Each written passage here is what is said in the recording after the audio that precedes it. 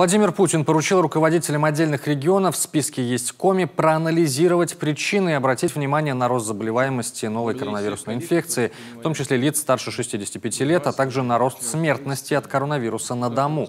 По результатам должны быть приняты исчерпывающие меры. Задача появилась по итогам совещания с членами правительства. При этом, как сказал глава государства, речь пока не идет о второй волне. До некоторых территорий первая волна только докатывается. Я, во-первых, хочу обратиться к руководителям регионов Российской Федерации.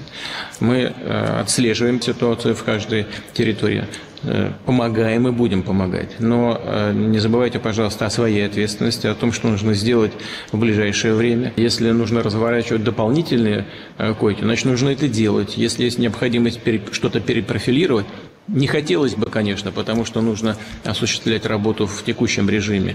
Но если есть такая необходимость, оцените, пожалуйста, эту необходимость. Посоветуйтесь со специалистами Минздрава, со своими специалистами поближе будьте к ним в этот период времени и принимайте соответствующие решения. Президент потребовал выделить субъектам 10 миллиардов рублей на средства индивидуальной защиты, а также тесты на ковид. Кроме того, решено, что амбулаторные пациенты будут бесплатно обеспечены лекарствами. Это еще 5,5 миллиардов. Есть и обращения, в том числе обращения ко мне с некоторых территорий, с просьбой прислать комиссии и посмотреть, что происходит в системе здравоохранения в отдельных субъектах Российской Федерации. Нужно послать туда эти комиссии и посмотреть на месте, что там происходит.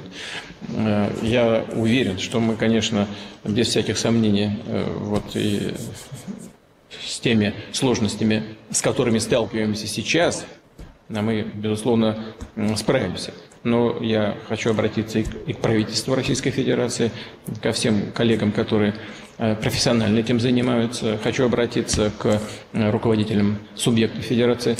Нужно повысить, мы и так постоянно этим занимаемся, но обстановка требует повышения нашего внимания к этой проблеме. Татьяна Алексеевна, вот по тем, мы сейчас с вами не называем эти территории, но мы их знаем, где ситуация складывается тревожно, прямо скажем. Поэтому займитесь ими отдельно и целевым образом. Да, Владимир Владимирович. Руководителям регионов поручено до 30 октября представить Минздрав и правительство обновленную информацию об обеспеченности лекарственными препаратами, а также о запасе средств. Для того, чтобы снять нагрузку со скорых, субъектам рекомендовано использовать транспорт, закупленный ранее для учреждений социального обслуживания.